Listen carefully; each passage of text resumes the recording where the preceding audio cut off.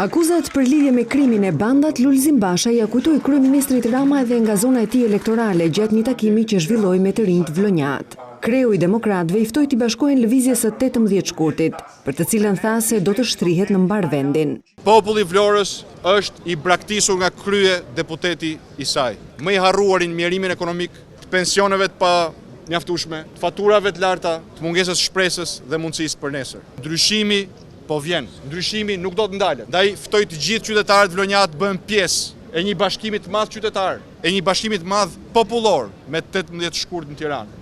Për t'i thënë ndal arrogancës pushtetit, për t'i thënë jo pushtetit lidhur me krimin. Basha shprehu bindjen se vetëm përmes zgjedhjeve të lira e të ndershme shqiptarët do të marrin fatet e tyre në dorë. Kjo braktisje mund dhe do të marrë fund vetëm kur ne të gjithë bashkohemi për të siguruar një të drejtë elementare që është e drejta të zgjedhim dhe të shkarkojmë me votë lirë pushtetet qeveritaret. Gjatë ndalesës në Vlorë, kreu i opozitës u takua edhe me qytetarë të thjeshtë për problemet që hasin dhe ndau me ta thirrjen për t'u bashkuar protestës së të shtunës në kryeqytet.